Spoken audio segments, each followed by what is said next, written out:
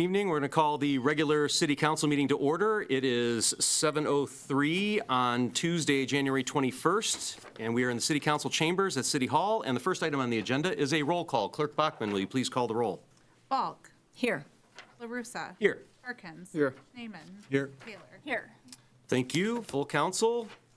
The next item on the agenda is the Pledge of Allegiance, and we're pleased to have members of PAC 226 here tonight to lead us in the pledge. They spent some time with me a little bit before the meeting to learn all about how the city works, how elections work, what we do, how much money we spend. They were very diligent in their questioning, and I tried to do my best to give them accurate answers. So if I could invite the members of the PAC to come up and lead us in the pledge. And please stand if you're able and face the flag. We'll let the PAC lead us, kick us off here.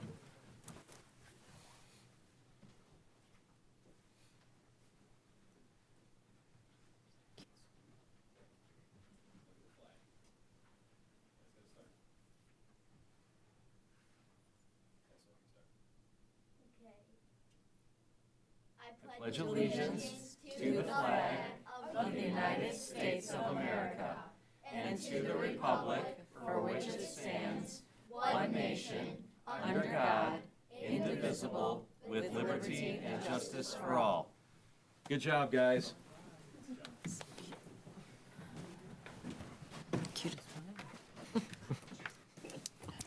Thank you, PAC 226, and thank you guys for spending some time this evening here at City Hall. We appreciate it. You're welcome anytime. Next item on the agenda is public comment. This is the portion of the city council meeting where members of the public who wish to address the council may do so. We ask that you please state your name and address for the record for the clerk, and if you could keep your comments to between 3 and 5 minutes, we would greatly appreciate it so we give everybody a chance to speak. Is there anyone who wishes to make comment at this time?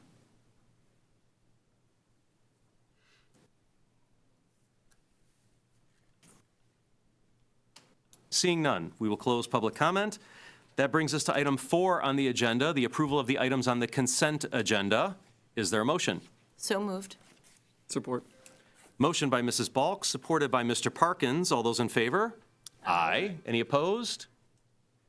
Motion carries. Item 5 on the agenda, approval of the items on the regular agenda. Is there a motion? So moved. Support. Motion by Mrs. Balk, supported by Ms. Taylor. All those in favor? Aye. Any opposed? Motion carries unanimously. That brings us to item 6 on the agenda, presentations and public hearings. We have 3 this evening. First up is the Pathways Committee. Is there a representative of the committee who will speak this evening? Am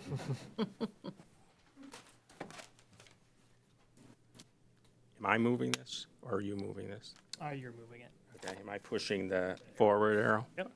All right, I'm Tim Prince. I'm on the Pathways Committee, and I'm the chair. I've been the chair for the last couple of years. And I wanted to take a moment to do some recognition for the other members. Sue Lover, she's been the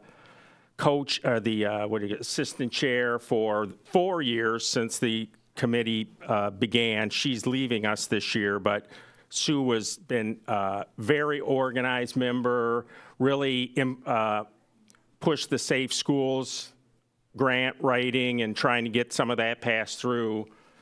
She's going to be really missed on the committee.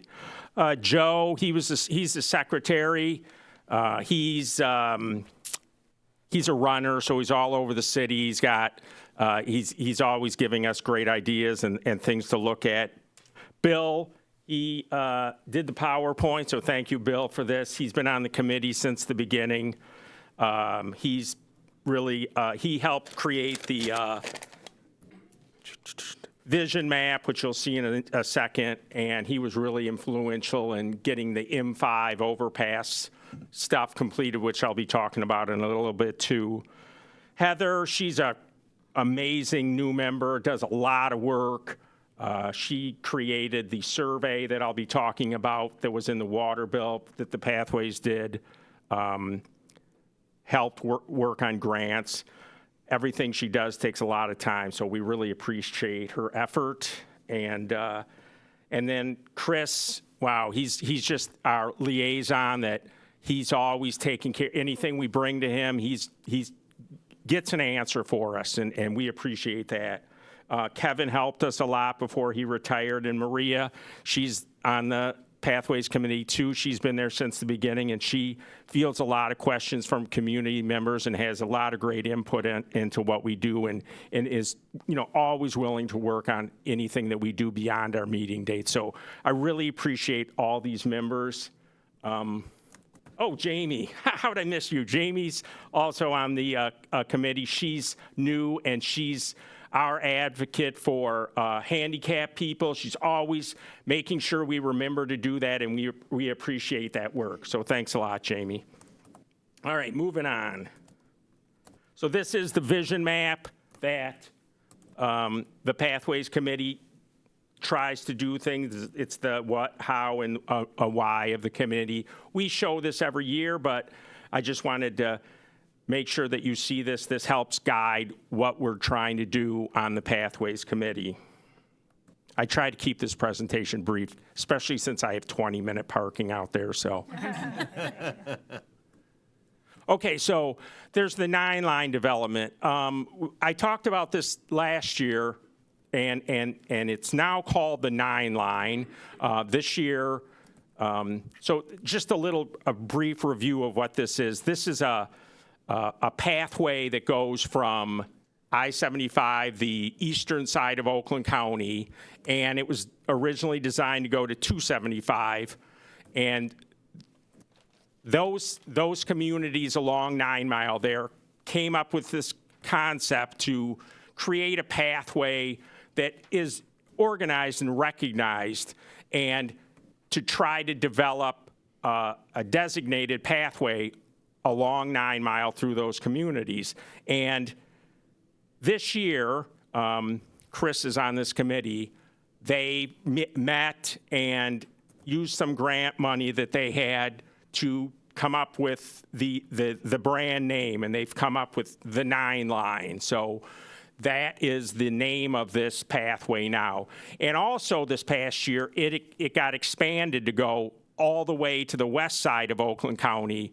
So the communities west of 275 wanted to be involved on this. So now it goes, through Novi and Lyon Township and South Lyon, all the way to the western border. So conceptually, when this is, done, somebody could potentially ride from one end to the other, and there'd be activities and things for them to do. And that leads me to the other part of this that the Pathways Committee had a big piece in, is 9 Mile actually goes a little bit south of downtown Farmington, but the Pathways Committee really worked on pushing to get the path to split off a little bit from its original one and go down Shiawassee to Power Road and then zig into town, so that people who were potentially on this would be able to come into the city of Farmington to take advantage of the things we have to offer here, and then it would move along Farmington Road back to 9 Mile Road. So the 9-line actually has two parts that go, one goes right through Farmington, the other takes the traditional along 9 Mile route.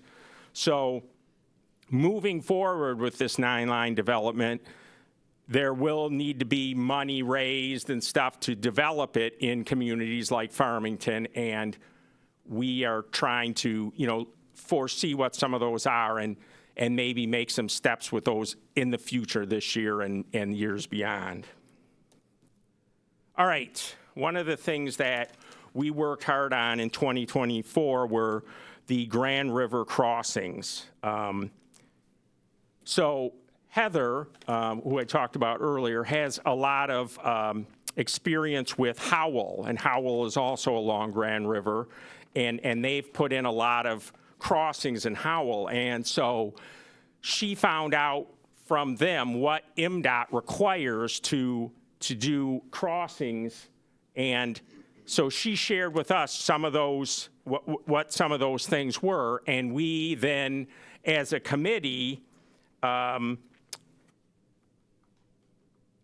decided to come up with that survey that, Heather worked on that pretty extensively, that went in the water bill. And as of today, there are 450 respondents so far. We haven't looked at that information as a committee yet, but, you know, there have been, I don't know, what did you say, like 200 comments, and a lot of people indicate that they used Grand River for walking and other transportation. So it's something that the Pathways Committee is thinking about in terms of walkability and how to, you know, get across Grand River in different places. One of the things that we're trying to do is maximize pedestrian safety. And one of the things that we're looking at that you probably can relate to is if you're walking along the sidewalk on Grand River on the south side of Grand River heading west, and you get to that Vines building, traffic can come out of that parking lot, and it's a blind spot. You can see these people here looking around the corner because, and it's happened to me, you're walking along there, and all of a sudden a car shoots out. So if you don't know they're coming, it's a little bit dangerous. So one of the things the Pathways Committee is trying to make happen is so that you can only go one way coming off Grand River into that parking lot, a way to, you know, maximize pedestrian safety. Another thing that we looked at was the speeds that people travel on Grand River. Originally, we wanted MDOT to monitor the speed and maybe lower the speeds on the either side of the city where it's 35. So from where Shiawassee comes into Grand River down to Liberty Street, or from School Street toward Power, where, you know, the people pick up speed there. And we thought, oh, it might be nice to have that lower. Well, we did find out that MDOT, if they do a study and they find that people are even going faster, they might raise the speed limits in those areas.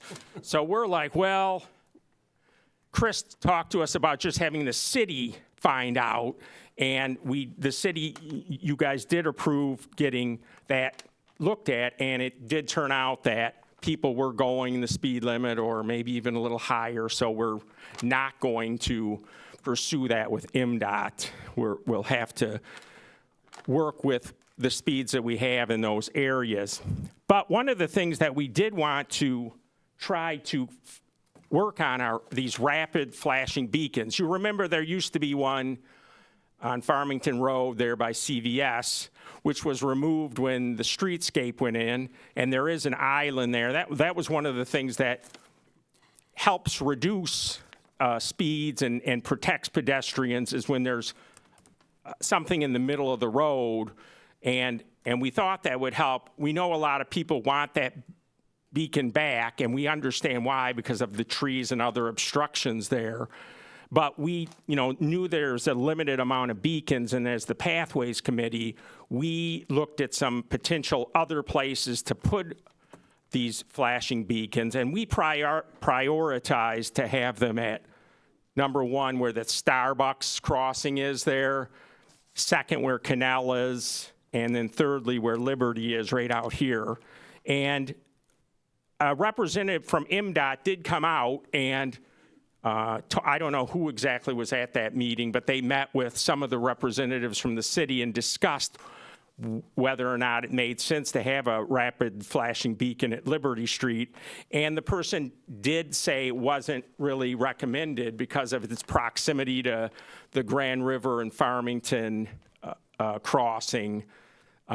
So again, it was nice to get that input, but we still want to find places that these beacons make sense to try to slow traffic down or make people aware that there are pedestrians crossing. Because we all know we've crossed Grand River and some people stop and some people don't. So the pathway thinks it's imperative to really try to protect the pedestrians as much as possible. And so, you know, part of that Grand River study we're doing is trying to look at other places along Grand River where crossings can happen, all the way from Halstead Road to Hawthorne on the other end of the city. Where are some possible places to have crossings, and what would it take to make that happen. So that's the kinds of stuff that we're looking at in that survey. Maybe many of you took the survey, so you know about that already.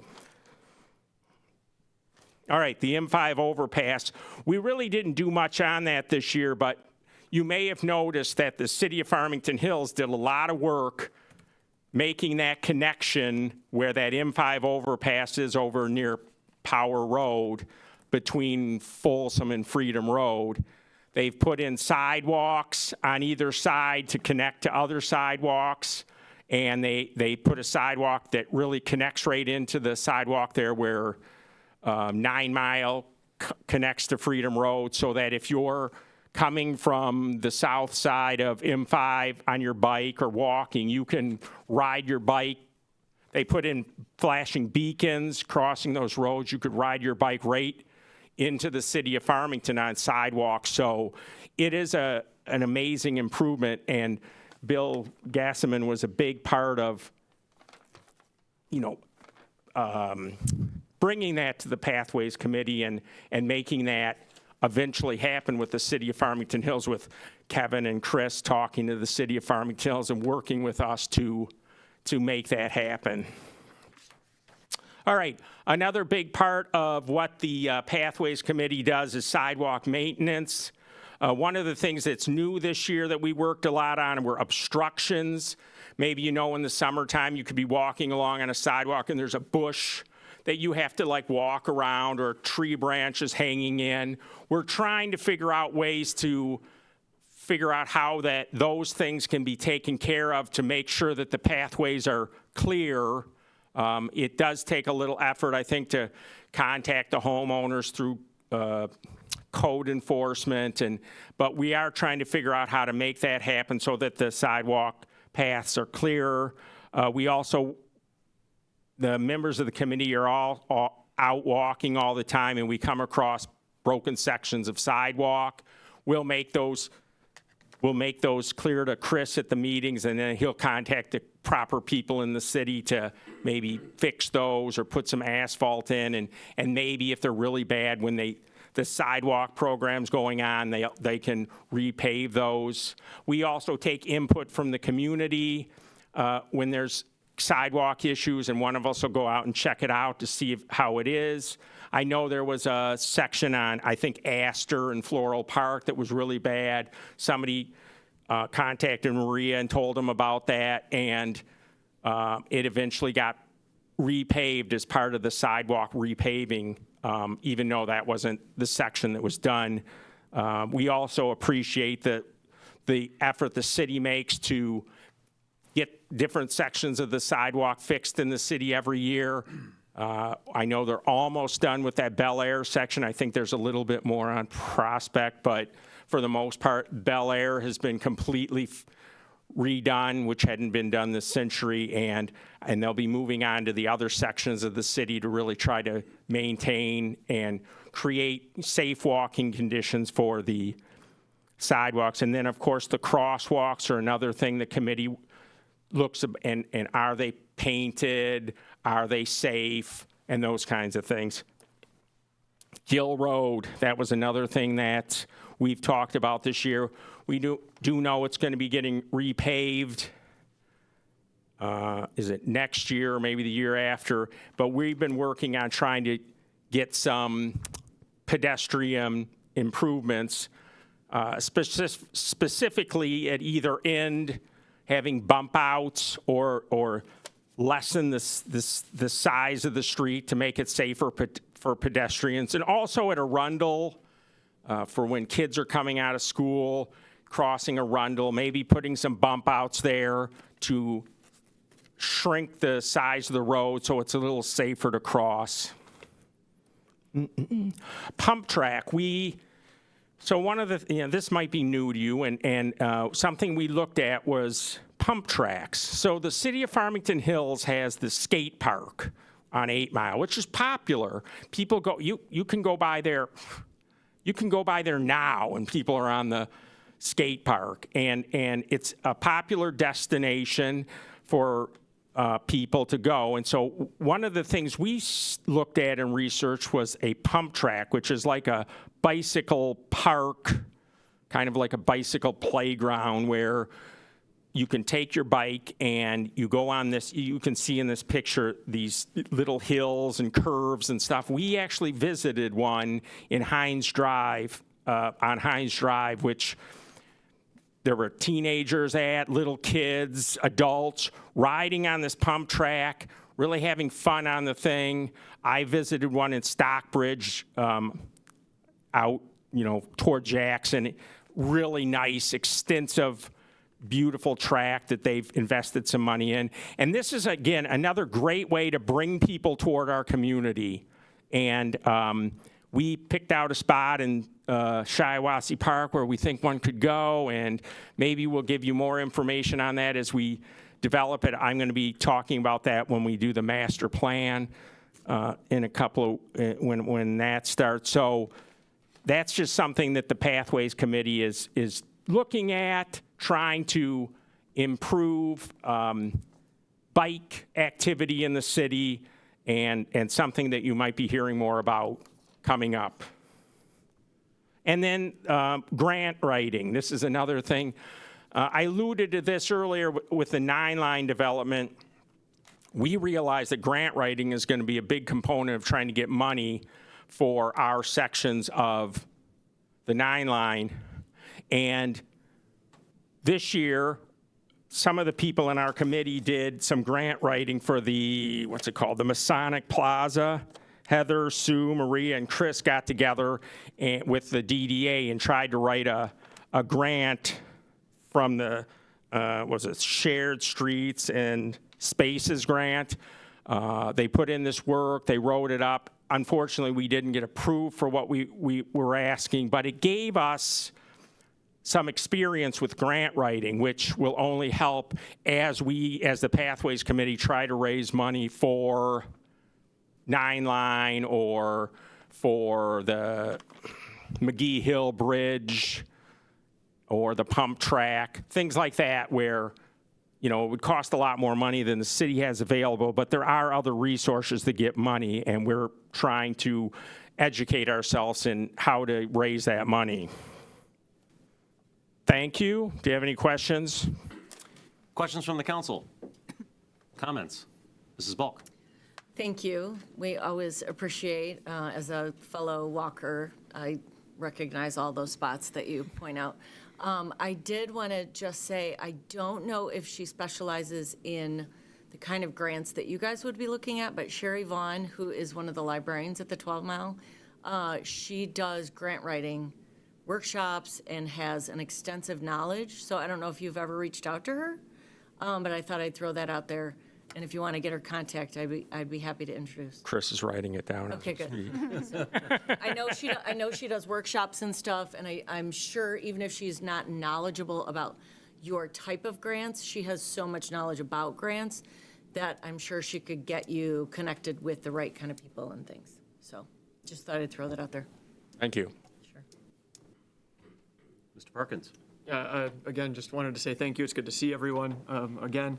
I just love hearing about how you guys are out and about and going on the field trips continuously. It's just really fun to hear and really cool to see that, you've got a lot of momentum going, and it's just a really good thing. Kevin was on the committee one year. Mr. Schneeman? Echo my fellow council members' comments, and thanks to you and every member of the Pathways Committee for all your hard work.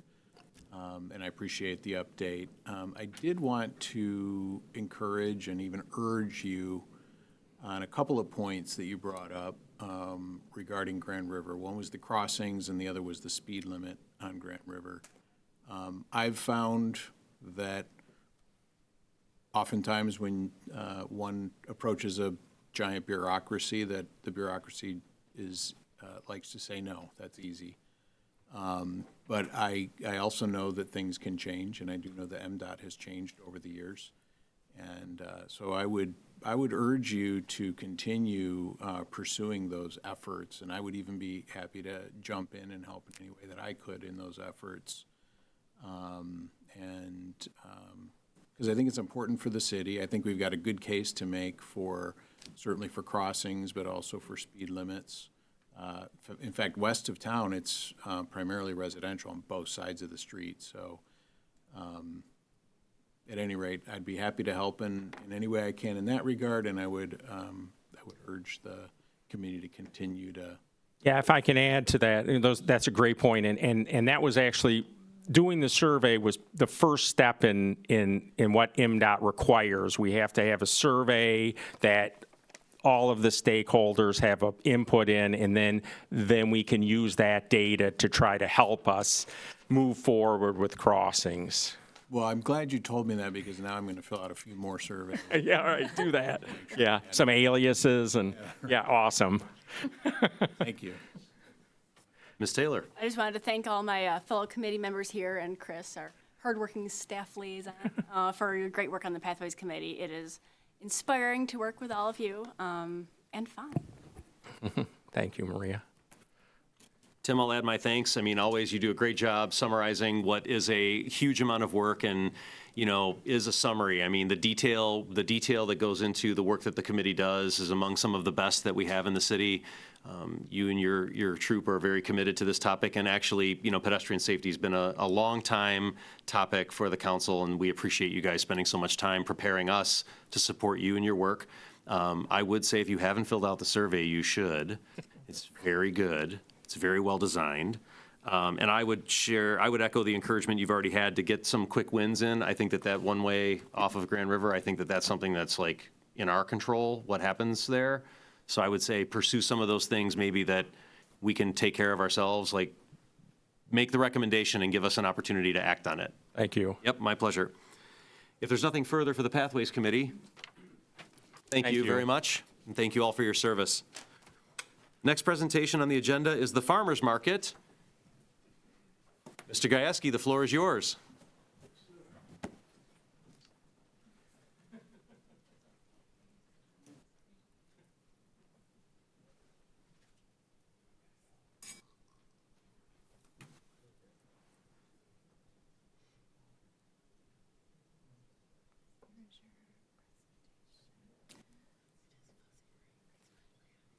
Ryan and Dylan, don't panic.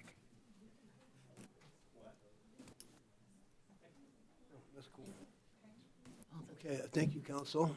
This is that time of year where I present the market that was 2024 and the market that we hope to have in 2025. We'll talk about that in the latter stages of the presentation.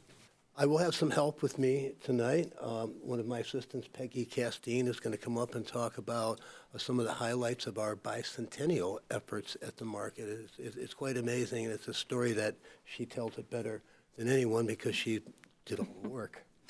Everybody can hear me okay, I take it? And then at the end, we're going to debut a market video that we've been working on for many, many, many months. And when we get to that point, I'll bring up my collaborators, the Mitchells, Ryan and Dylan, who just put together just an amazing piece of work. I'll leave it at that, and I'll let the results, speak for themselves. But anyway, we get back to our regular logo for 2025. Last year, we augmented it with the 200 logo. We put it on everything that we had out there, and I think it helped spread the word about our bicentennial. So just real briefly, it may be remedial to you, but it's always a refresher to me. As you can see this map here, I'll step away for a moment, but this is the picks and shovels for this market that truly makes it the success that it is. You can't have a farmer's market without farmers. You can't have a great farmer's market without having a wealth of farms. And what you see here is a result of years and years and years of developing relationship with local farms and associations that we have through the Michigan Farmers Market Association, and my visiting other farmers markets and mining best practices. So in the circle here at Farmington, you can see we have a number of local farms, but also a little bit further along north, south, east, and west. All of these compass points ensure that Farmington will have produce representing Michigan, 300 or so agricultural commodities. It may be wet in here in the spring, but 100 miles the other way, the things are growing plentifully. So these farmers actually develop relationships with each other so that we can allow supplementing between our farms. So if one farmer is hurting or behind in a commodity, then they can share amongst each other as long as it's grown from a Michigan farm. So, okay, moving on. Our sponsors, right alongside with the importance of having farmers is having sponsors. As you know, and I always say this every year, the Farmington Farmers Market does not receive any funding through taxes. There is no budget per se for the farmers market other than the budget that I personally create, and that budget is cast by the financial contributions of the some 24 sponsors here that represent quite a cross-section of our community. And has also developed more and more in our collaboration with the Downtown Development Authority because we're the DDA mine sponsors, I-Mine sponsors. We are now sharing sponsors with each other to help meet whatever the needs of those sponsors may be. So the farmers market being open every Saturday is an opportunity for sponsors to actually come out, boots on the ground and be experiential, within the community. So kudos to them. And then the other part of the funding comes from the vendor fees that I collect from the farmers and dailies and so forth. And we do some merchandising, we do fundraising, whatever it takes, really. So milestones and achievements. There's some metrics I think that I can share with you. I think that are very impactful, and the story just gets better and better every year, if only by littles anyway. Last year, for the 8th consecutive year, we were awarded or selected as the best farmers market in Metro Detroit. I think many of you see the banners hanging up at the pavilion. We achieved another sky-high attendance record, coming in at 120,638. That would translate to a weekly attendance of 4,468, which is a 10% year-over-year improvement, which is a mind-blowing number because we would normally average right around 6%, and that 6% is 5 to 6, 6.5% has been very consistent for about the last 6 or 7 years, and then last year it spiked. It could just be a culmination of just a lot of years of hard work coming together and some organic growth. Our marketing platform pretty much stays pretty much the same with how we reach out to the community. I think maybe it's just the resurgence of Farmington, the work that the DDA does, all the events, all the activities, more people coming. Art on the Grand growing the way it has, the festival, all these things that everybody's kind of promoting what each other does, and it seems to be working. All the other events seem to be very successful. We also, like during holidays, for example, we surpassed 3,000 people for the first time. Typical attendance during holidays that time of year is 1,200 to 1,500. For most of the years that I've been doing it, in recent years, it's popped a little bit closer to 2,000. Certainly since we've had access to Marketplace Street, we've been able to expand the market a little bit. But again, jumping up to 3,000 people is just like a real eye-popping number. So I thought I would share that. And I think later the holidays will also be presented separately here, so you'll hear more about that. I'm very proud of the fact that we have now surpassed over 10,000 followers on Facebook. I don't know why I remember this number, but when I took this job in 2011, the number of Facebook followers was 837. I'm just savant like that. don't know what I can do with it, but I do remember it was 837, and now we are standing just under 11,000 Facebook followers. And as you know it from social media, you get to a tipping point, a critical mass where once you get to a certain level, it really starts to grow, right? So we launched a new website. That's very exciting. We had been following course with MuniWeb for a number of years. It's a great provider of municipal websites. It's very good at what it does, and I think it's great for the city.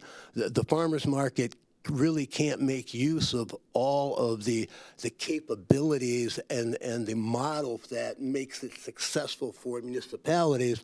We want it to be a little bit fast, a little bit flexible, and we found a website, or actually credit to Peggy here who did, and probably at half the price, if not even less, probably maybe a third of the price, and it's working well. And we're happily going to pay our $270 dues here at the end of the month for another year on Squarespace. So our revenues, I'm happy to say that for 14 straight years, that's the number of years I've been here, heading into year 15, market revenues have exceeded expenses, so we're certainly not a drain, I think, on anybody's pocketbook. So it feels good to bring in 120,000 people here and then give a check, back to the city, so that things, some of those funds, in working with Chris here, can go right back into the pavilion area, in terms of capital improvements. So. Volunteers always is a big part of this community's success, and the market, of course, depends on that as well. We have a dedicated volunteer coordinator, Teresa Miller, who's sitting here with us in the market, and just last year was her first year and did a phenomenal job. It's a lot of work because it's every week, and it's committing every Saturday, and it's working with a lot of people, a lot of different personalities, a lot of dynamic at the market, because the market is something different every single week, and it's all weather, rain or shine. So we are very fortunate to have such strong volunteer support that yields up over 70+ hours every single week at the market, times 27 weeks. That's a lot. We added 11 new vendors in 2024. Our roster now stands, let's just put it this way. I remember when I took the job, we were right around maybe 46 or so vendors, and you weave them in and out and try to keep it fresh. You keep the farmers there every week, but some of the other daily vendors, they come in and out, so there's always something different to look forward to at the market. We are now sitting at about 115, 116 vendors at the market. So, and that factors in with the expansion onto Marketplace Street, which enables that to happen as well. So, and maybe we'll be adding a few more this year. So people come and go, they retire, they move along, but there's always a lot of interest in people knocking on our door wanting to be a part of this farmers market. Another thing that we are very proud of is that we were able to help incubate another brick and mortar business in the downtown, following up on Canal of 2023, I believe. Last year, as the Chocolate Chip Bakery opened its doors, I think in the fall, September of last year, and they are every week vendor, and this is what markets are supposed to do.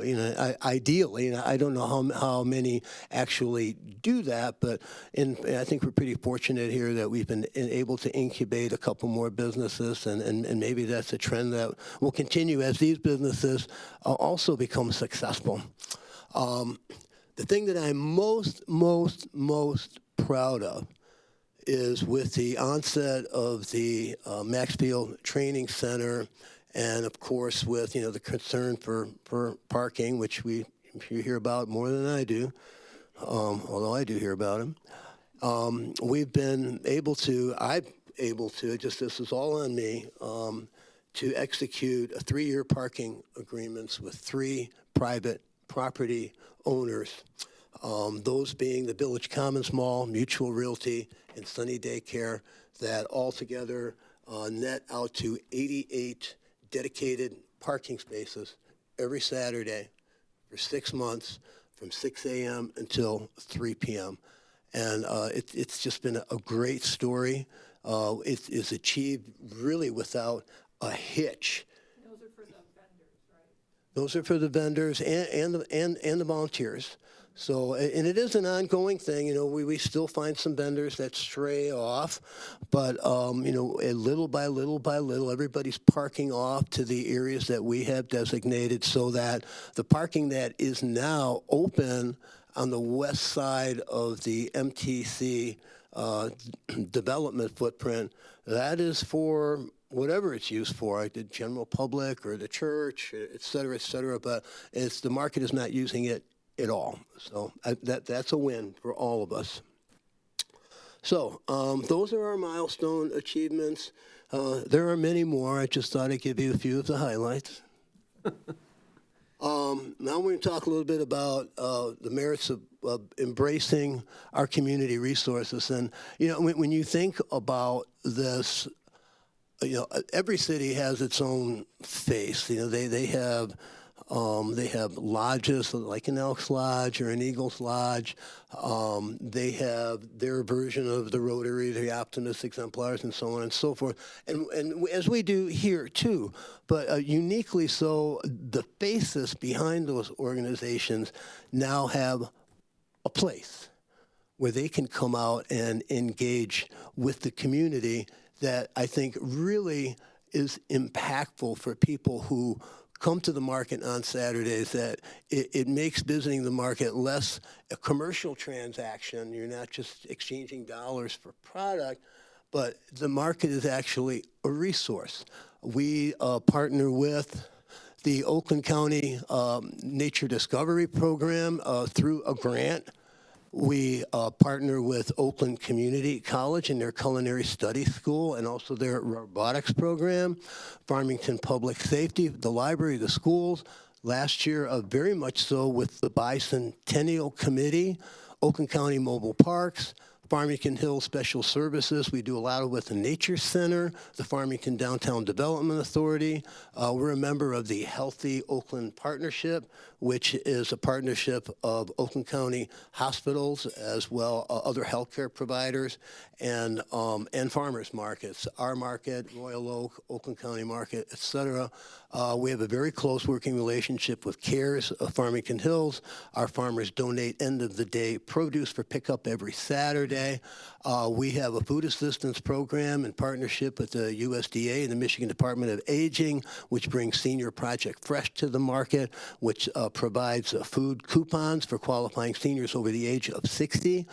We have a similar relationship with the Neighborhood House, and they have upwards of 100 clients that receive food vouchers for purchase of fresh produce at the market. We have a grant that we've had ongoing with the Farmington Hills Foundation that helps support Senior Project Fresh, and another program we have called POP, stands for the Power of Produce, which aims to teach children between 4 and 12 or 3 and 12 where food comes from. Peggy's going to touch on that in a minute. We've partnered with the Chamber, MSU Oakland County, RASOC, our Recycling Authority, and Michigan Master Gardeners. And that's not all. I mean, there's more, and more will request time this year. We try to accommodate most, if not all, and more at the market on a rotating basis throughout our season. So with that, I cannot talk in detail about all those organizations that I just touched on, but just to give you a flavor for how our community is so impacted and what a resource the market is, we're going to talk about a couple things, and Peggy's going to talk about our bicentennial experience at the market.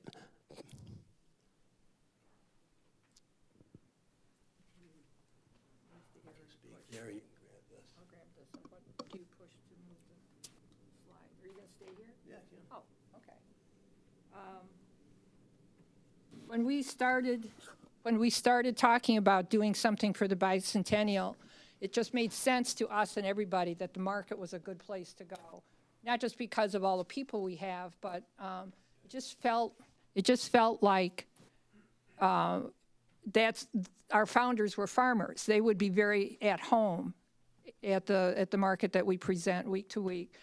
So due to a lot of time restrictions, we wound up doing 6 major presentations and broke them down to what was here before Farmington. And most of these presentations involved maps, which I found out people love maps. So we're going to bring them back next year. But the first unit was more about who lived here before us, the Native Americans, and what they had and what they gave up when the settlers started to move west. And then we, of course, went to the Powers, who were the founders. Then we hit on Grand River's expansion when Lansing became the state capital because they needed a good road from Detroit to Lansing. We talked about Farmington and the Civil War. The first Michigan soldier, I think this is right, the first soldier who enrolled, the first state soldier to enroll in to go to the Civil War was from Farmington, which was just an example of how rich the history is in this town. It was so much fun for me to read and look at pictures and look at maps and there was just too much to pull together, which again is why I want to bring it back in some form next summer. In August, we just did maps. We did old maps, newer maps, big maps, little maps, and people love maps, I found out.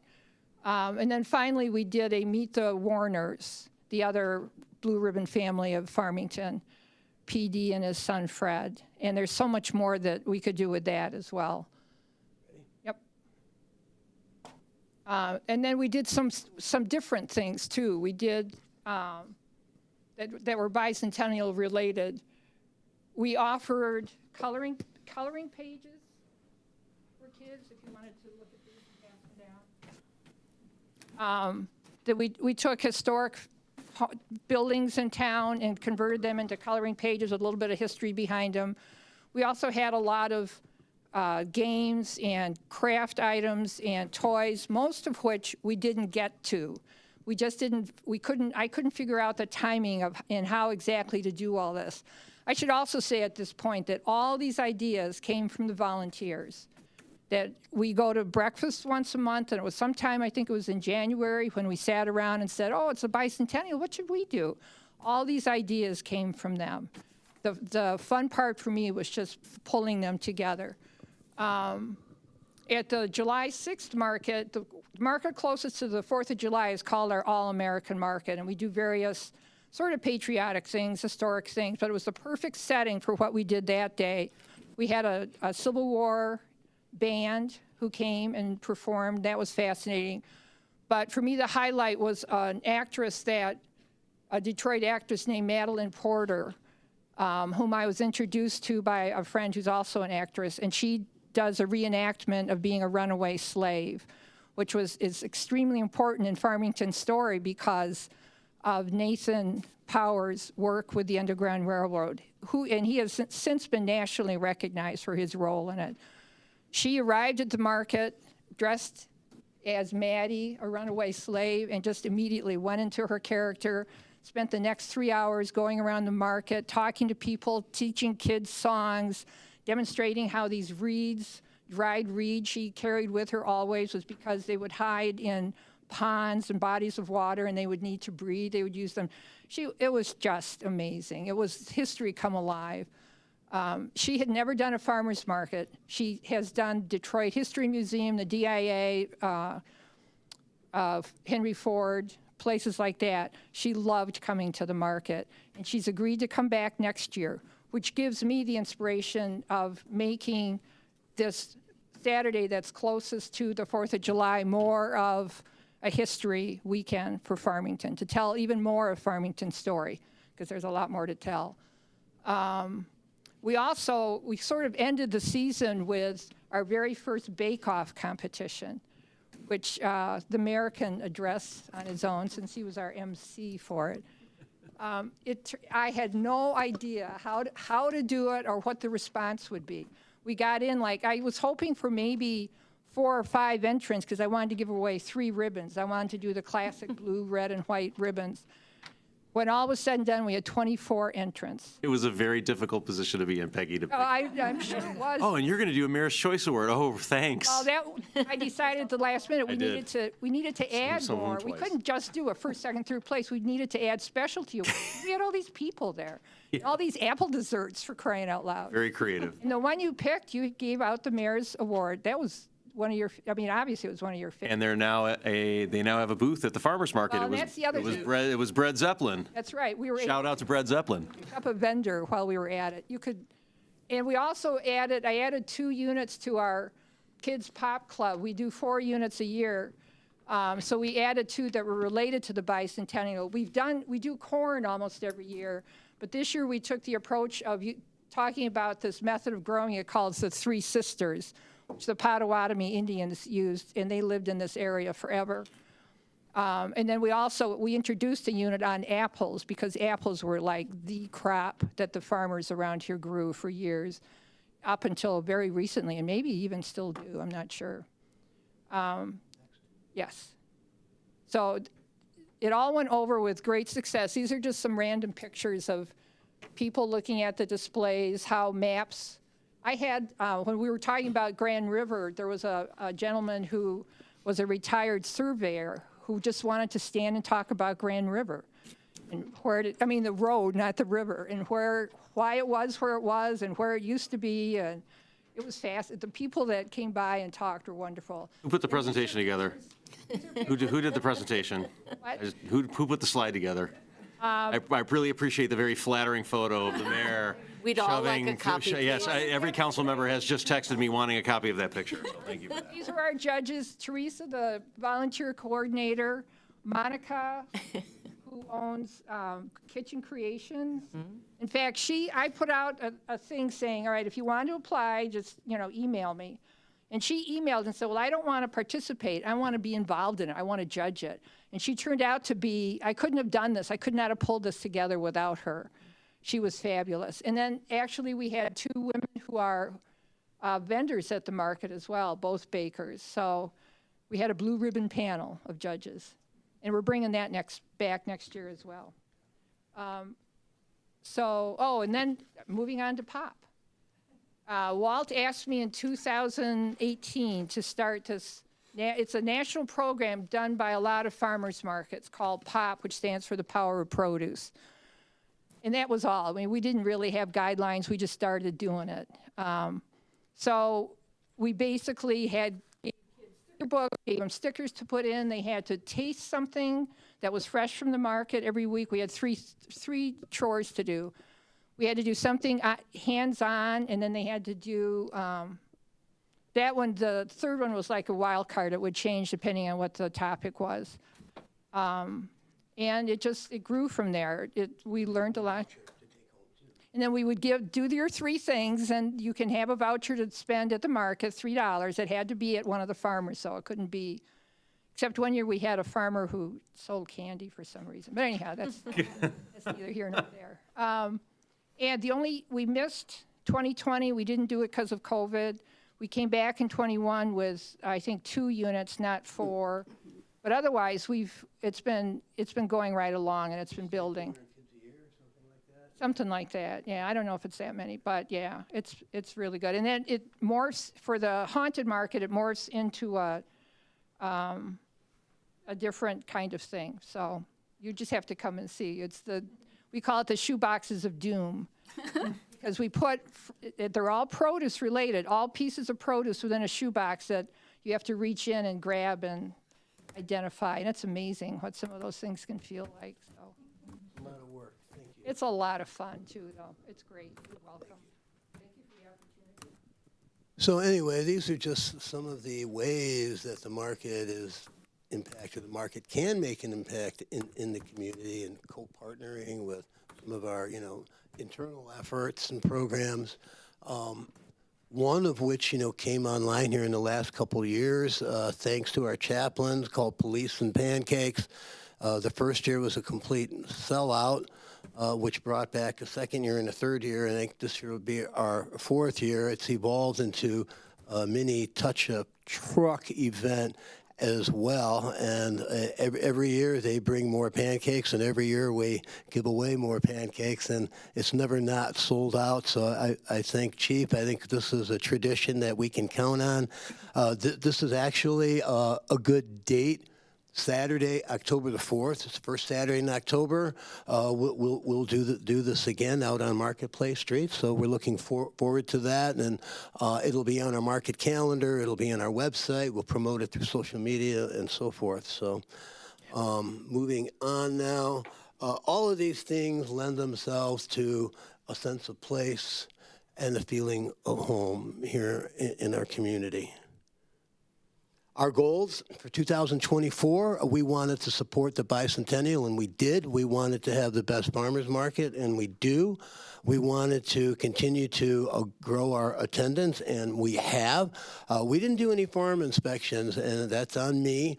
Farm inspections take a lot of time, and it's boots on the ground and rubber on the road, and you're traveling to all those areas that you saw on the map and at the beginning of the presentation. But it's impactful. People always appreciate knowing that we actually make sure that what the farmers put on their applications, they actually grow what they bring to market. That's trust. That's credibility, and we do a pretty good job at it. I'm just a little bit behind in that one category. We'll catch up. We were going to shoot more video, by God, and we did. That's coming up very quickly. The new website, of course, we talked about that. Then our parking, and then, of course, updating our running rules, which I do every year, working with the city attorney to make sure that we've got our bases covered and the T's crossed, and so it's a partnership there.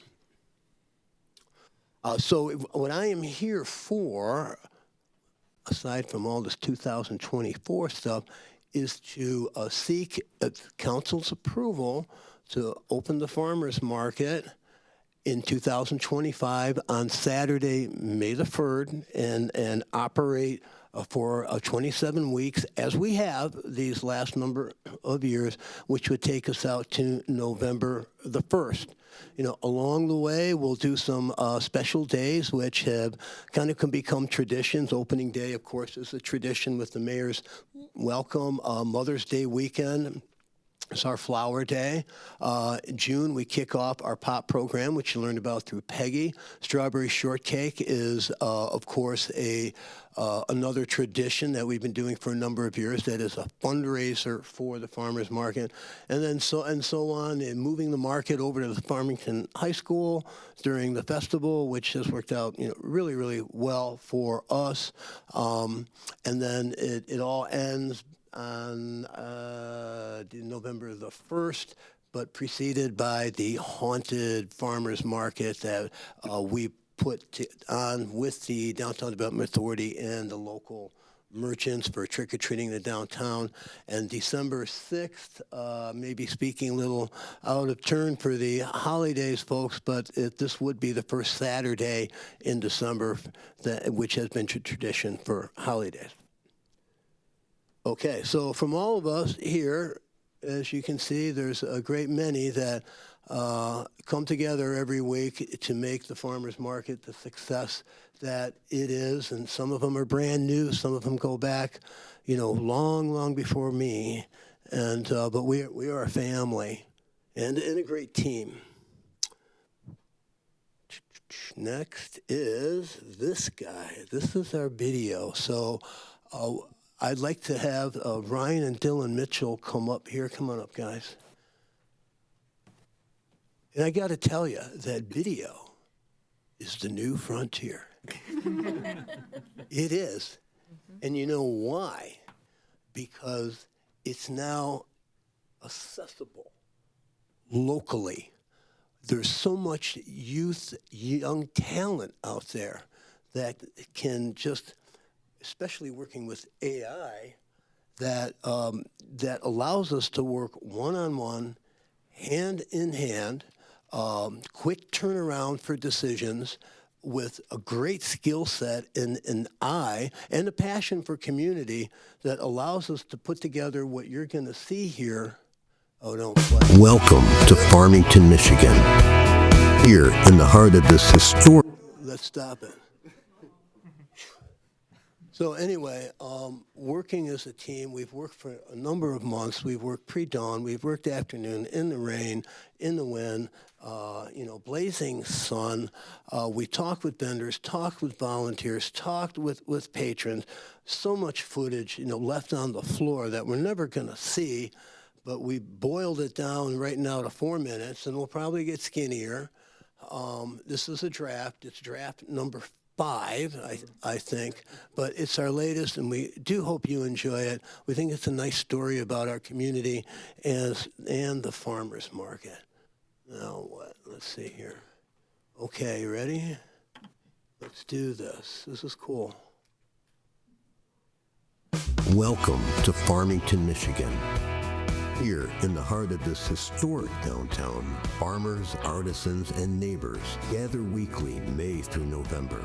Saturday life in this Michigan small town brings locally grown produce, gourmet fare, and maker wares in a place where people share stories, laughter, and the simple joys of community.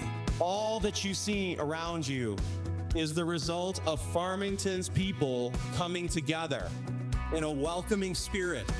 You see the diversity come together and celebrate what we all have in common, is our shared humanity and this fabulous community we call Farmington.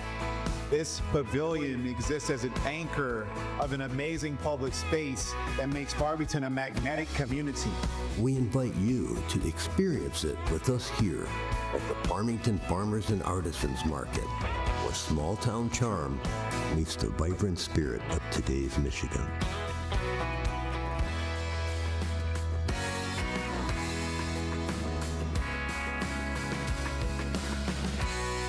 Won't miss the farmers market. It's one of the greatest things that's ever happened to this community. I always come to the Farmington market to the past 10, 15 years, every Saturday. It's amazing, and there's a lot of people. It looks really nice. Come out to the market, you get great ideas, you see people are like-minded. It definitely makes you feel good inside.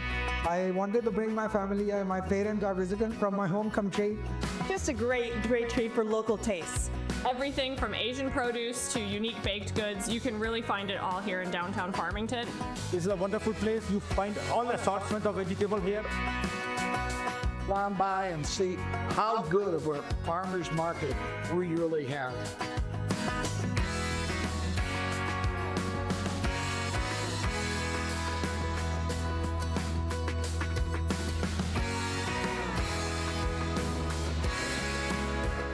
The best place to get locally grown produce, plus it's a great chance to meet people in the community. Just truly love coming down and just enjoying a nice spring or summer or even fall day. I'm wishing to come here again like next week. Makes me really happy, and I love coming here. None of this would be possible without our strong customer base, so thank you, Farmington.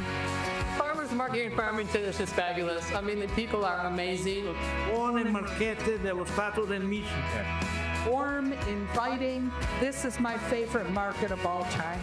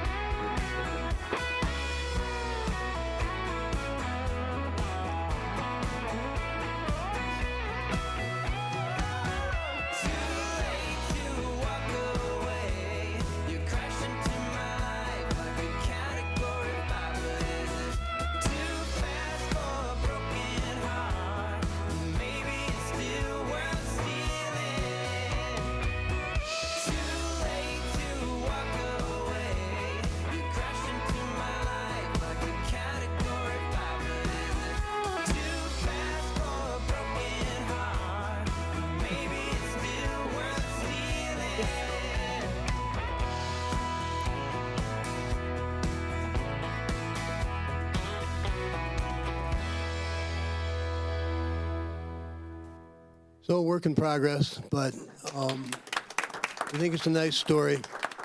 And we're looking forward to sharing that. You're seeing it before the world is seeing it, but we'll certainly release it and hopefully have it out there on YouTube and our website, and hopefully it'll share and share and share and share and maybe even go viral, right? Let's see here. Okay, that's all, folks. Thank you, Walt. Take any questions? Questions or comments from the council? I'm really looking to get these dates approved. That's the main reason I'm here. Ms. Taylor. Speaking of video, this was an amazing video. Thanks so much for putting it together. But I also want to point out that during the bicentennial, while it was so helpful working, in addition to everything else that you did for the bicentennial, your efforts, Peggy, helping us shoot the bicentennial videos that you've seen over the past year. Letting us come in early, lining up people to speak and do like little presentations, lining up vendors and finding people who are like the most engaged and talkative, and that was so incredibly helpful. And so the videos that we've seen on the city and the DDA's page, and of course you posted them on the Farmers Market page as well, were in thanks part to the market as well. And what a great backdrop it was. It's iconic bicentennial. Thank you. Thank you. Thank you. Mr. Perkins? Yes, just thank you again to you and all the volunteers. I know it's, a lot of work that goes in every year that you dedicate your spring, summer, and fall to putting this on, but it continues to be a huge draw for downtown Farmington. And I'm not just saying it because it's negative 10 degrees out, but I'm really looking forward to May 3rd. Thank you. Mrs. Balk? There's not enough to say. We could sit here all evening and it's just part of who we are in Farmington, and we've all taken our families and our kids, and we go pick up our vegetables and our candles and our whatever it is and our donuts and our coffee and our donuts, all the things. So it's just a part of who we are, and we couldn't do it without you. So we thank all of you. Thank you. Thank you. Mr. Schneeman? Yeah, thanks, Walt. I think the market's really become a juggernaut under your leadership, and I will say that of people that I meet that live around Farmington, probably the number one reason that I hear that people are coming into the city is the farmers market. Oh, thank you. Thank you. I mean, we are one of the many things. We just happen to have a fairly long shelf life. So, yeah, well, you've poured your heart and soul into this thing, and it shows. So. Thank you. Well, this is always a highlight for me. I love getting the recap, and I love seeing how you set your sights on what's next for the market. You're never satisfied. You're always looking for the next way to improve. You're always growing your team. You're always doing more, and your leadership means a lot to the city. It means a lot to the market. I know it means a lot to the people and the patrons who come week after week after week to see what you and your squad have planned for them. So, this is your night to take a bow. And we appreciate you taking the time and your team taking the time to also spend. Thank you, Mitchell. Yes. So thank you for that. I do have a couple of things. Number one, is it possible that we could get all the dates for the farmers market sent to the council members? That would be super helpful, not just opening day, but like the special occasions. Sure. I know sometimes they'll sneak up on me, and if it's happening to me, it's probably happening to others. So I would say having the list of dates, so I don't know, Chris, if that's something, we can get sent to the council, that would be super helpful. Yeah. Yeah, I'll send it to you. And then as the Promenade Park is becoming a reality, I'm curious if there's been any discussion about the next phase of the market's growth or expansion to also occupy on occasion or on the regular the Promenade Park. And that's more rhetorical. I don't necessarily want to answer for that, but if there's design elements that need to be considered to ensure that the farmers market can be programmed in there for whatever reason, I would encourage the administration to take a look at that and make sure before the project kind of gets underway in earnest that we have a chance to make sure that any assets that might be required to enable the farmers market to expand into that space are accounted for, or at least discussed. Well, I don't have maybe just like not even a nickel's worth of knowledge, but Kate Knight has brought it up to me on multiple occasions to start thinking about it. We certainly, there's been no pen to paper as of yet, but it's the start thinking about it. So I'm sure there's more to come. I'll learn more, and there will be more as this unfolds. So. And as a planner, you know that now's the time to make your asks, right? Because it'll be here before we know it, and then steering the ship while it's running is tougher than before we launch. So that's a high encouragement for you. I know you'll do great, with that opportunity. Thank you. May 3rd is opening day for the market. Encourage everybody to be there. It's a hootenanny, and you guys always plan great guests. So I'm looking forward to another year. And unfortunately, there's no resolution or any other action on the agenda for the market. So I did want to ask if we could prepare something for February the 3rd. Is that a huge disruption for you if we were to do it on the 3rd, or do you need a motion tonight? No, the 3rd is typically. This is the springboard that would allow me to go to my vendors as early as tomorrow and say, I have the approval. You have it? Okay. Here's the dates. And then on the 1st of February or thereabouts, could be the 3rd, I'll send out the rules and the applications for 2025. Okay. It appears we've got a motion drafted. So it's just not in the packet. So and I think Ms. Taylor's. Are you ready? I think Ms. Taylor's ready. Are there any other comments or questions from the council? If not. All right, I move to approve the Farmers and Artisans Market with an opening date of May 3rd and a closing date of November 1st, 2025. Thank you. Motion by Ms. Taylor, supported by Mrs. Balk. All those in favor? Aye. Aye. Any opposed? Motion carries unanimously. Thank you. Congratulations, Mr. Gajewski. Thank you so much. Thank you to the Farmers Market. Next item on the agenda is holidays. Ms. Campo, the floor is yours. So just to be brief, since you approved the farmers market for our great city and community, I am looking for approval for, and I know it seems crazy, but December 6th for Holidays 2025.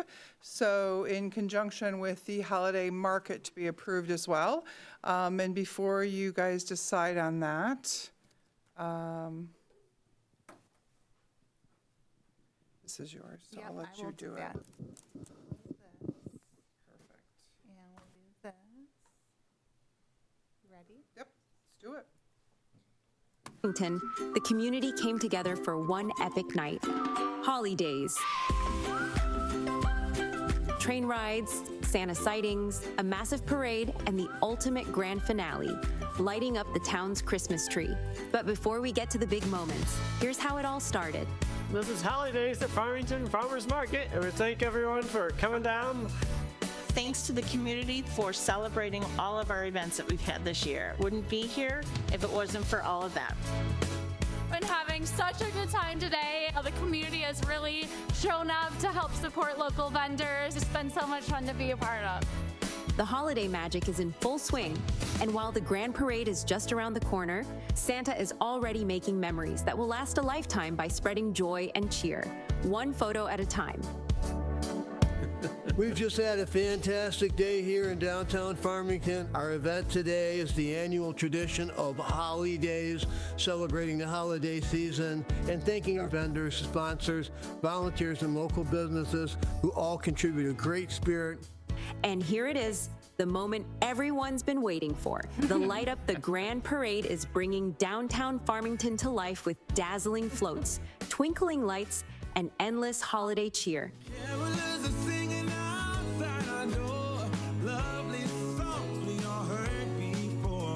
As they walk from house to house to wish us all a Merry Christmas Day.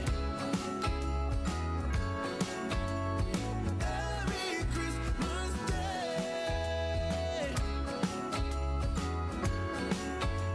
A Merry Christmas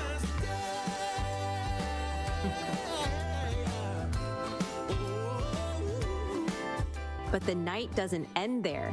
As the parade winds down, everyone gathers for the grand finale, the annual tree lighting at the historic Warner Mansion. It's the perfect way to close out a night filled with holiday magic. Farmington, thank you very much for hosting me for this beautiful evening here. Your future is bright. We love Farmington, and I want you all to have the merriest of Christmases. Ho, ho, ho! Thank you to everyone in the community for sharing in the spirit of holidays. And a special thanks to our local businesses. Their generosity and dedication are what bring this event to life year after year. Here's to more holiday magic, thanks to this wonderful community.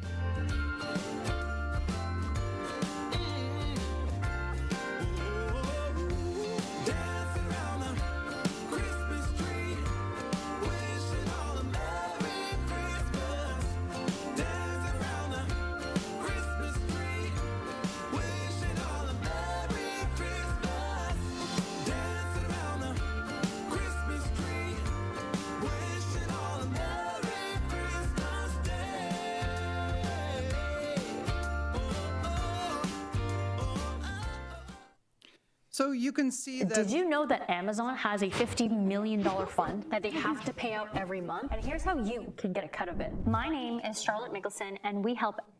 So you can see that we are all Farmington. I mean, every single body in this room, outside. And so going into 2025, I'm requesting, as Annette Campo, Dragon Tosic from Z Painting, we are more than happy to facilitate the next holidays of 2025. We bought in, supported not only by our police, our public safety, city council, the city. It was just an incredible day. And so we have some things that we'd like to add on to it, but we will come with a formal approval. But Santa needs to be booked for Founders Festival because Santa in Bermuda shorts promoting holidays is in July. So I'm looking for approval, like I said, for the market as well as a full day of holidays tonight. Questions or comments from the council? Mrs. Bulk. You've made my day. I was so hoping that you would fall in love with the process. You kept saying, well, I don't know if I'm going to do it. And I kept thinking, oh, she's got to do it. She's got to do it. Because thank you. You've taken this thing that's become one of our favorite days of the whole year in Farmington. I mean, I know it seems crazy, but it's dark. It's starting to get cold, and yet it's everything we love about Farmington all in one day in the middle of the holidays, which is fantastic. So thank you for taking this on, and you know you have our support in any way that we can be involved. We love to do that, and we love to be a part of it. So I just want to say yay. Mr. Perkins. Just to echo that, I said it when you stepped up initially, but I'm so glad that you and Dragon were able to step up, and was blown away with all the things that you had done. I'm looking forward very much to all the things that you will do in the coming year, and very glad to hear that you're sticking with it for another year. Mr. Schneeman. Yeah, that's great news. It's a Christmas miracle. I just want Click my heels together, right? also express my gratitude because I know that there was some uncertainty there, but you did a great job, and I echo the comments of fellow council members. It's become, one of the best days of the year, really, which, like it's dark and it's not warm, but somehow it's warming to the heart. So thank you. Absolutely. Ms. Taylor. Just add my thanks. When last year when we heard, midway through the year that it was not going to be under the same ownership, I had a moment of panic, and then you were like, "Oh, but I'm doing it." I was like, "Okay, here we go. We're all good." So you saved Christmas, and thank you very much. I mean, Annette, what more is there to say? I mean, how does it feel, you and Dragon, to know that you saved Christmas in Farmington? I mean, that's high praise from the council. And now the Grinch has to show up because I think as a point of order, I don't know that we can do anything without an event application, Mr. Weber, or? Yes, they will submit a special event application. Yeah, So I think, save the date. okay, I'm pretty sure it's fine. I think because it was presented with the farmer's market, I'm pretty sure the date, you can count on it. I would say, I would encourage you to get your application in soon, but I think we'll certainly entertain that as soon as it's ready. So get it in here so we can enable you, because I think you've demonstrated a very high level of skill in turning something that was very Farmington even more so into something that's a very Farmington way event, and we're looking forward to seeing what you're going to do with it again. Thank you so much for all your work. Absolutely. And just for clarity purposes, it's not just me. It's literally a community event. So there's many people that have their hands on it. And I just want to make sure that, we keep that very clear. Of course. So, awesome. Thank you so much. Our thanks extend to them as Yes. well. Thank you. All right, the next item on the agenda, item 7, new business. First, 7A, time-limited parking on Farmington Road. Chief O'Hannessy, the floor is yours.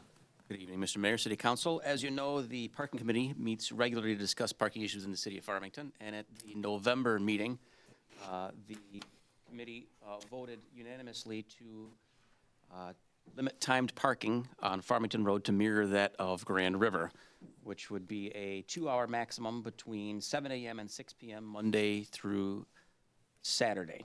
At the direction of the committee and with the assistance of Ms. Joellen Shortley, we presented a resolution to the City Council to amend Chapter 14.7, limit timed parking on Farmington Road as such. Questions from the council? I have a couple. So there was not parking on Farmington Road before? Before they did the streetscape. Yep. Yes. Okay. And this mirrors the 2-hour limit on Grand River Avenue? Yes. Okay. And is that the only reason why 2 hours was picked? Why not 3 hours like the lots? We decided to mirror Farmington Road to Grand River so that it was contiguous between all of the on-street parking.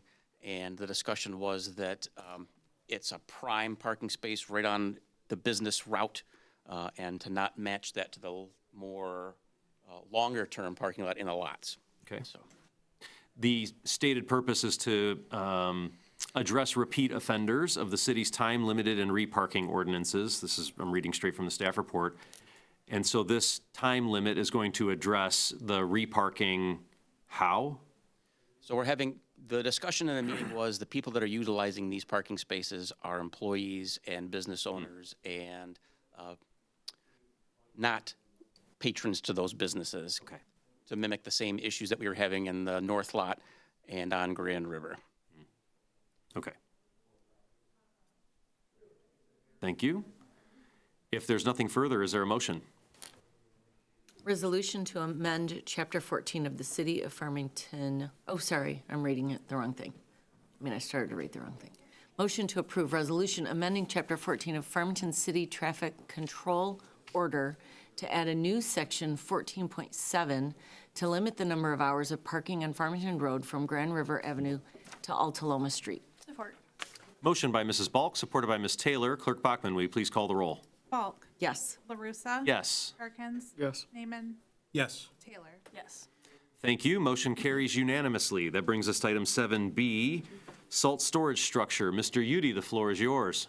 Good evening, Mayor and City Council. Yes, we've been working closely with Sourcewell vendors to provide us quotes on a salt storage structure. We've moved to a fabric roof structure mounted on a 12-foot tall concrete wall. The structure itself will store 800 to 900 tons of salt, basically what MDOT wants us to have storage capacity for. The structure would have lighting, interior lighting, exterior lighting, exit lighting on it, and garage door on the on the north side of it.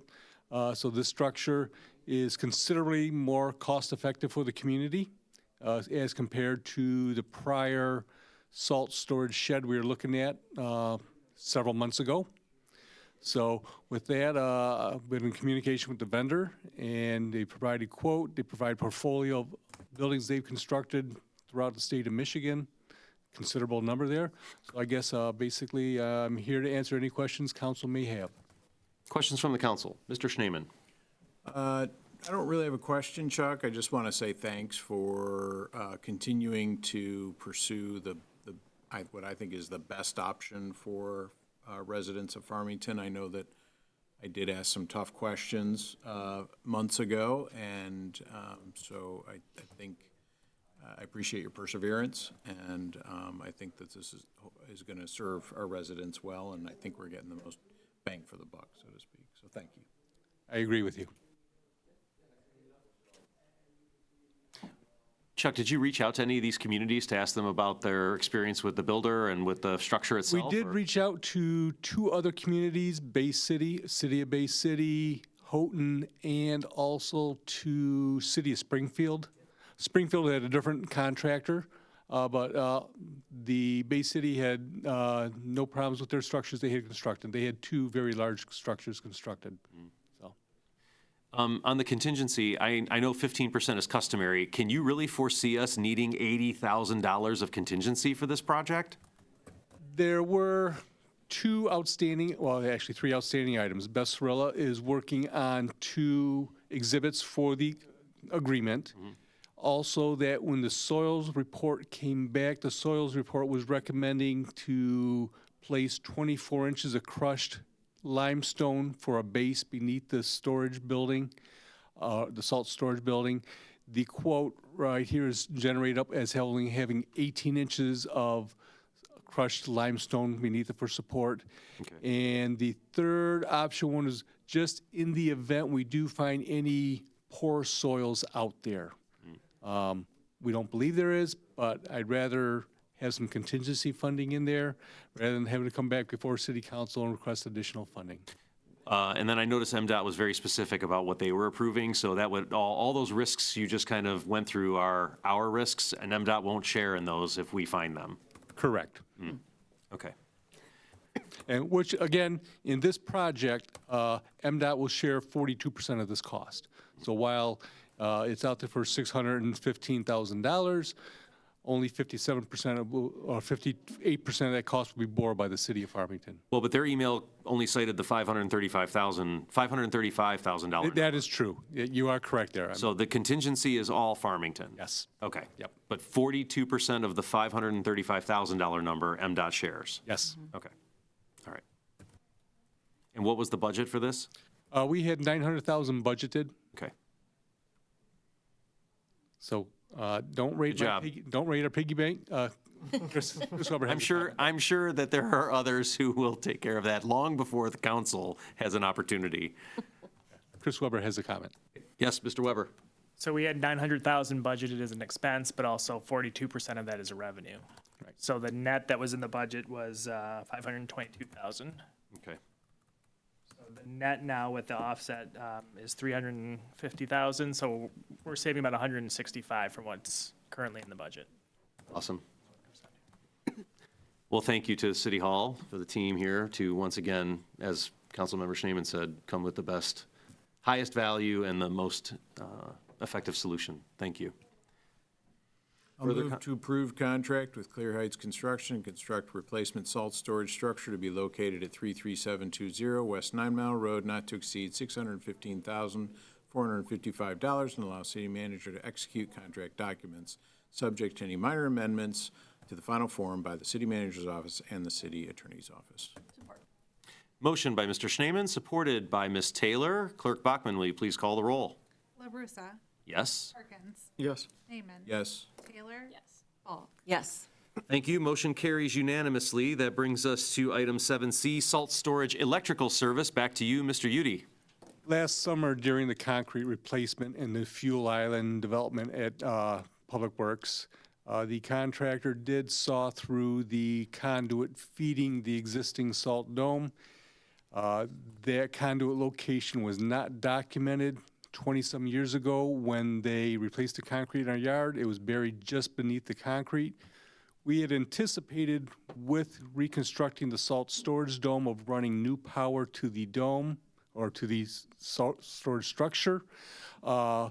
We did not anticipate having to replace all the electrical wires going out there.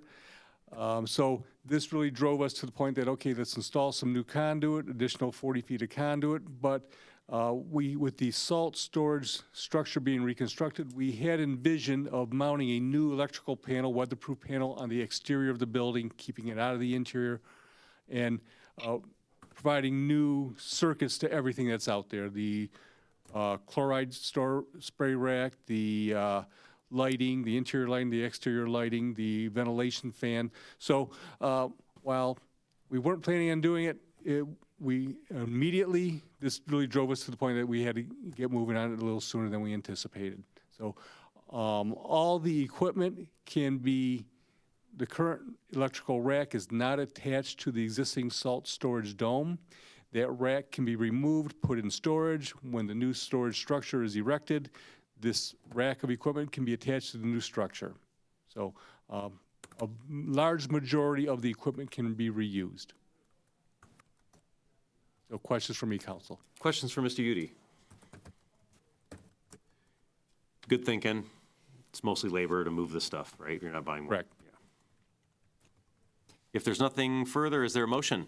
Move to approve payment to Michigan Electrical Service LLC in the amount of $12,198.88 to install new electrical for the DPW salt dome. Support. Motion by Mr. Schneeman, supported by Mrs. Balk. Clerk Bachman, will you please call the roll? Perkins. Yes. Schneeman. Yes. Taylor. Yes. Balk. Yes. And LaRussa. Yes. Thank you. Motion carries unanimously. Item 7D, sewer lining payment. Back to you, Mr. Udi. This is the final payment application for the emergency sanitary sewer lining that was conducted through multiple areas of the city. We had the section over by the Farmington Glen Swim Club. We had the 2 parallel runs on Farmington Road that extended up into Kensington Manor. We had the planned sewer lining on Thomas and School Street. And also another segment that popped up at the very end was a segment on Grand River between Pickett and almost to Gill Road. This also included the sewer lining, the sewer structure lining. The lining had to be completed on Farmington Road due to hydrogen sulfide gas. The other locations had experienced sewer failures, and this was a cost-effective solution to lining the pipe to gain us another 75 to 100 years of life expectancy out of that pipe. Recently, we've done some calculations that the sewer lining can be completed in anywhere from $90 a foot to about $120 lineal foot, while sewer open cut repairs are $4,000 to $5,000 per foot. So this is the final payment application to Pipeline Management. So I guess any questions, please, I'm ready here. Unless there are any questions from the council, is there a motion? Move to approve emergency sanitary sewer lining payment number 4 in the revised amount of $169,272 to Pipeline Management for work completed during the months of October and November 2024. Support. Motion by Mr. Parkins, supported by Ms. Taylor. Clerk Bachman, will you please call the roll? Schneeman. Yes. Taylor. Yes. Balk. Yes. LaRussa. Yes. Perkins. Yes. Thank you. Motion carries unanimously. Item 7E, sewer open cut replacement payment. Mr. Udi.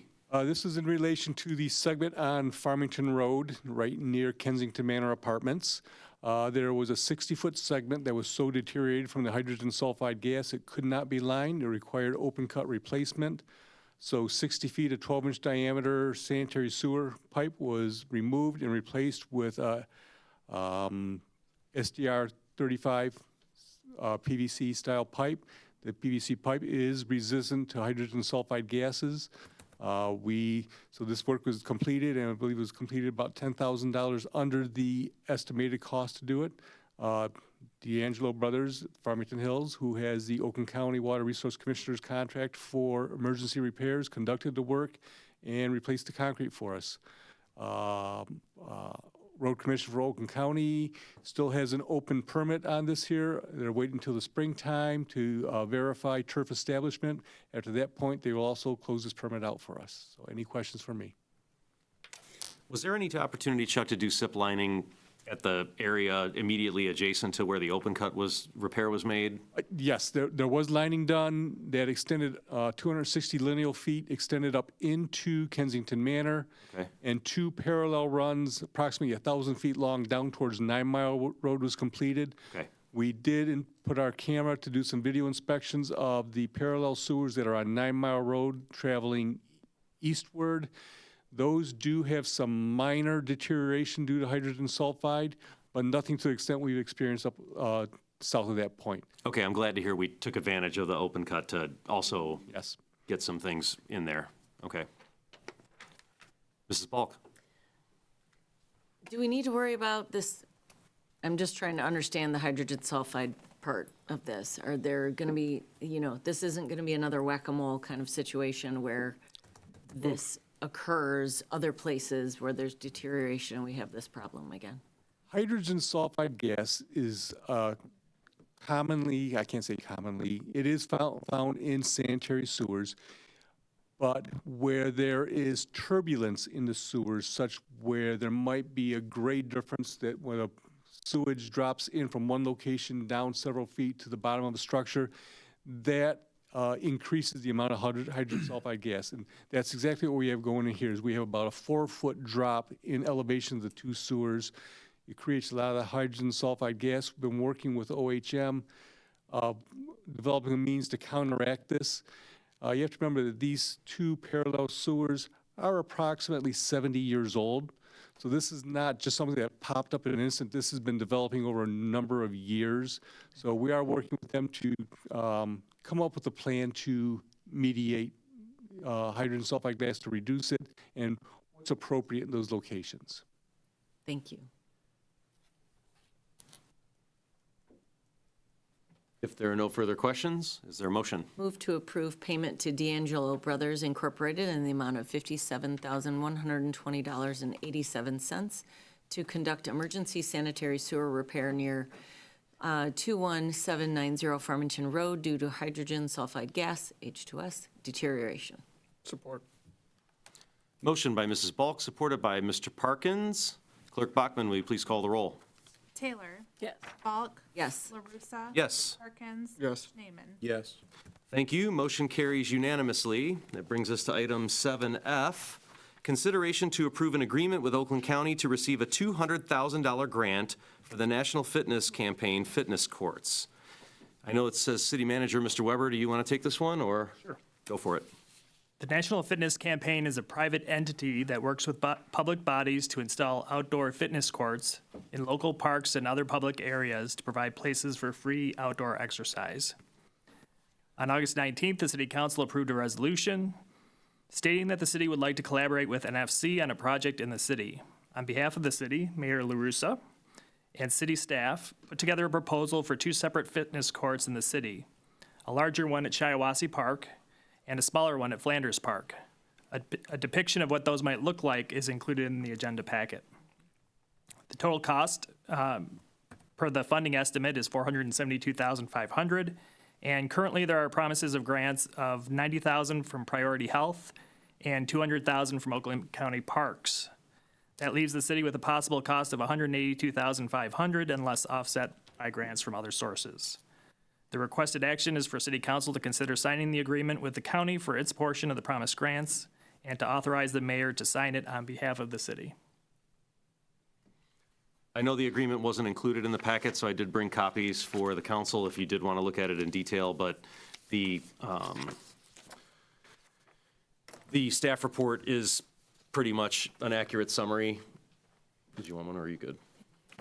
Well, or not? are we supposed to read this now? I just wanted to bring it. Okay. So anybody that was interested could have it.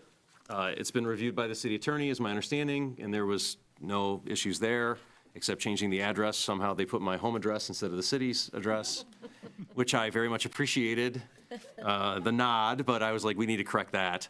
And I did, Pickleball in your backyard. yeah, right. I did attend the Oakland County Parks Board meeting where this agreement was considered, and it was unanimously approved. If we ratify it, it will go to the Legislative Affairs and Government Operations Committee for Oakland County for them to ratify, and then it will go to the full Board of Commissioners, which I expect their approval because the commissioners sit on the Oakland County Parks Board. So I fully expect that if we ratify, this is going to go, and we're going to get the full $200,000 from Oakland County Parks, which they were very interested because of their recent millage approval. They were looking for quick hits. They had unused grant money, so they said, you know, if you want, we can do this. So I know we discussed it. If you have any questions for me, let me know. I'm planning to attend the meeting for Legislative Affairs and Government Operations to answer any questions for Oakland County on the 4th of February, but as I said, I think they will take the recommendation from OC Parks and approve. Questions from the council? Mr. Parkins. If we approve this tonight, what's the just general like estimated timeline for when these parks are up and usable? July is the working time frame. So July. is the working timeframe. this year. Of this year. Wow, okay. Mr. Schneeman. Yeah, as we all know, we've got a parks plan that's being updated, and I wanted to see if there's anybody discussion about including this in that work. I know City Manager Murphy wanted to include it in some of the feedback and information gathering. I think we can still do that. I just obviously don't want to let the funding opportunity pass, because that timeline does not synchronize with the grant approvals that we've already accepted and this one from the Oakland County. The timeline, you're saying the timeline of the master plan? Correct, correct. I guess I would be willing to support this. I am supportive in general terms of the idea and the funding, but I'm also very acutely sensitive to poor planning that occurs on the regular in everywhere. And it reminds me of when we were doing a project for downtown Farmington about 20-plus years ago. We were doing a master plan, and the farmers market folks asked us if they could go ahead and do their farmers market. We said, maybe you should just wait for 1 year while we do our master plan, because we've got some good ideas. And we ended up creating a new park and a new pavilion that never existed, and it was designed specifically to house a farmer's market. And so there was some hemming and hawing, but they chose to wait 1 year, and I think we have a fantastic market, as we all know today. I'm not suggesting we wait a year, but what I am suggesting is that we have the master plan committee that's working on this, myself included in that, and our contractor or consultant that's helping us with that, OHM, figure out a way to maybe fast track this portion of it and take a look at it with the committee so that we can get some input as far as location in time for construction of this in July. Thank you.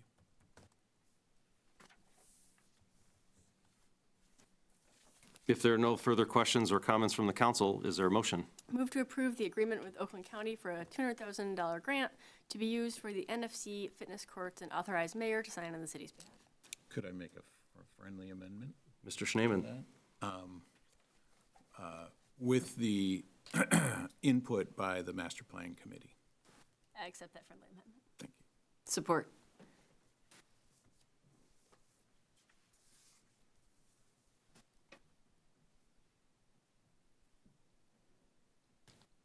So what is the current timeline for the master planning committee to meet specifically on parks? Do we know when those public engagement activities are scheduled? The public engagement piece is probably going to be May through August.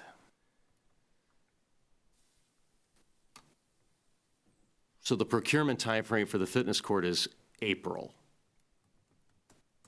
And that's when we have to use Priority Health's money and Oakland County's money to procure the fitness courts, which puts us in the pickle to appropriate the other $882,000. So if we wait for the committee feedback, or if we're unable to fast track that portion, we risk losing $290,000 of financial support from Priority Health in the county. Well, we control the entire master plan process, so why would we be unable to fast track it? I mean, if that results in a change order from OHM because they submitted their timing plan, I just would be curious about having that before. And I wouldn't say that this necessarily has to wait till the public outreach that ends in August. Okay. I mean, my idea is you've got a lot of smart people on that committee, and you've got a lot of smart people with the consulting firm. It'd be nice to, no judgment, but sometimes municipalities just end up doing things and they don't really do a lot of research. But you've got a group of smart people. I think that group could, in pretty short order, take a look at our parks and make a good determination of how we could best install these. So it's strictly an installation feasibility question. Location, Yeah. it's important. I mean, I noticed that there was some maps on here, I but think OHM recommended the locations based on the criteria we got, right, Chuck? Or, I wasn't involved in that portion of the project. I did review it with city manager and consulted some of your information here. And I believe each of the parks has 3 different locations eyed for the fitness court. There are certain restrictions that I believe the fitness court had to be 150 feet away from a playground entity structure thing.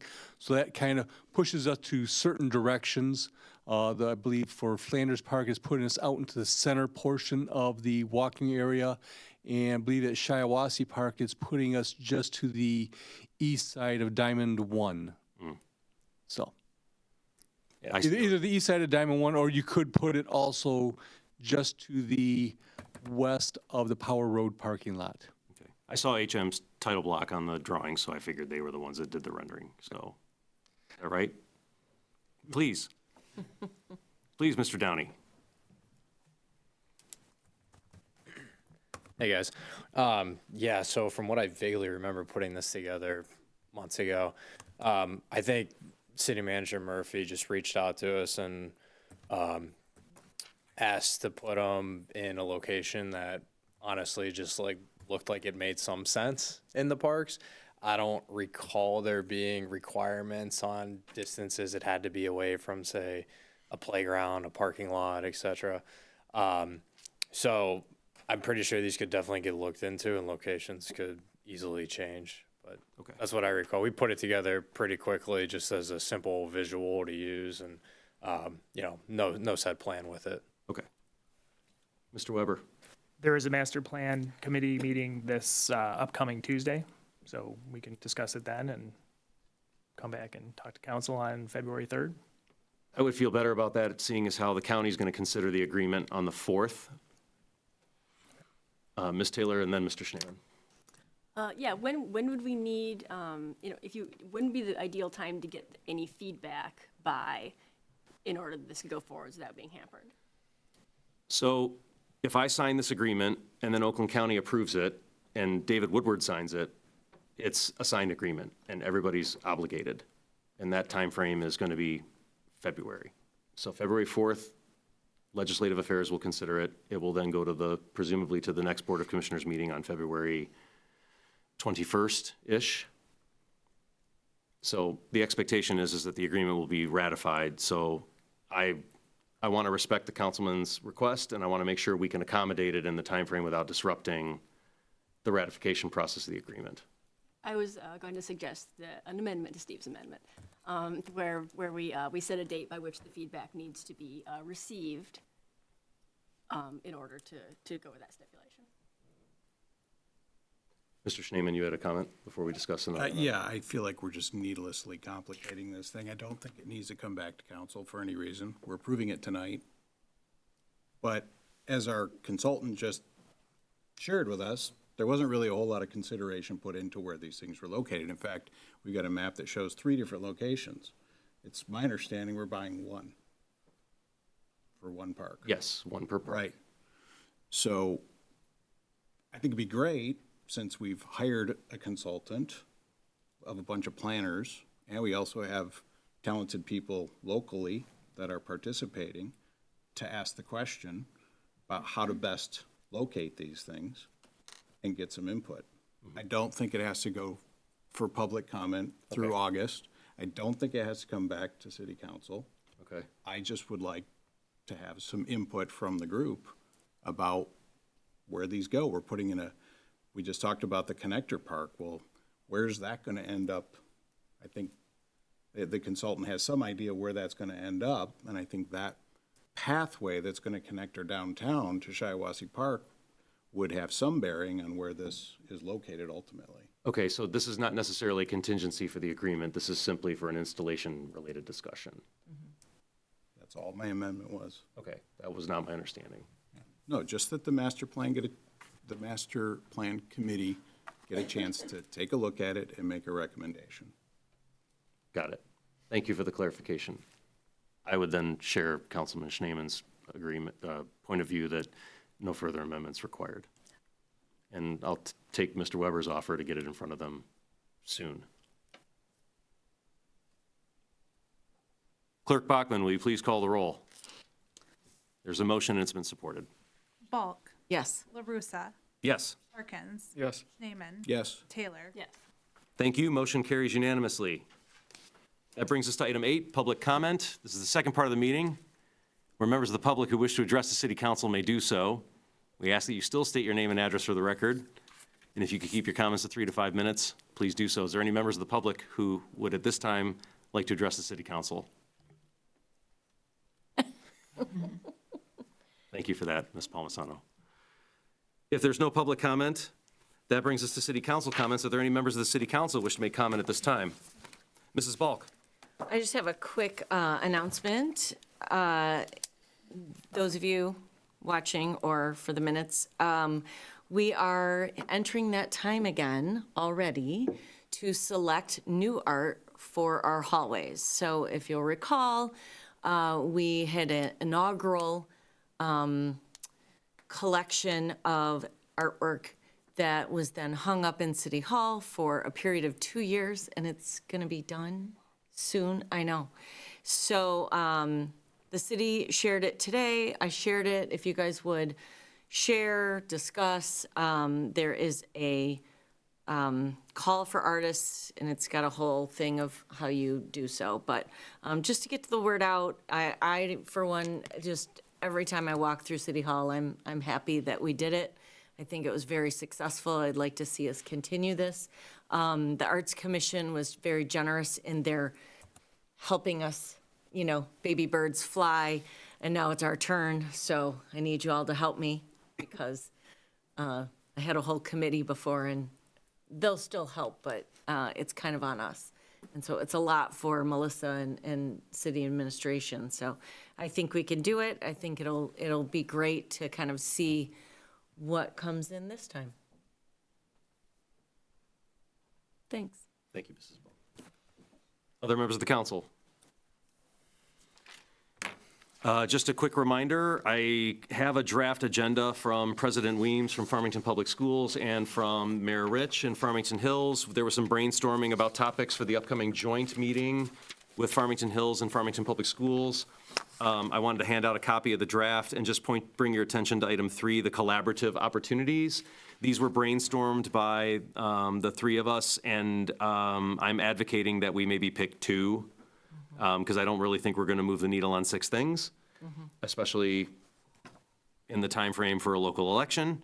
So take a look at this. I've asked Farmington Public Schools to prepare a short summary of each one to kind of know what the current status of each item is within the district, so that we are informed in advance and we can minimize the Q&A.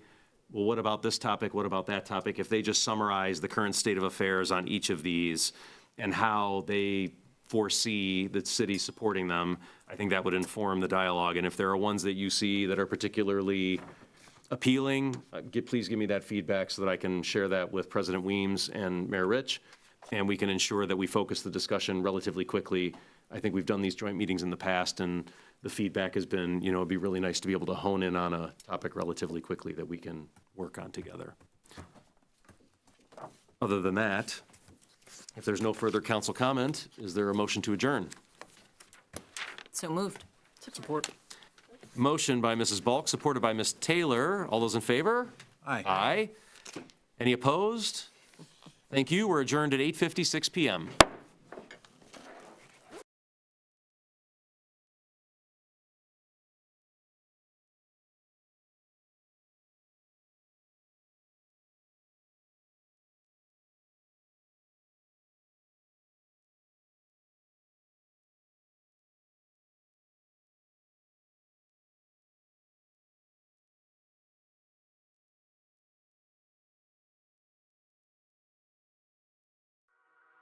Thank you.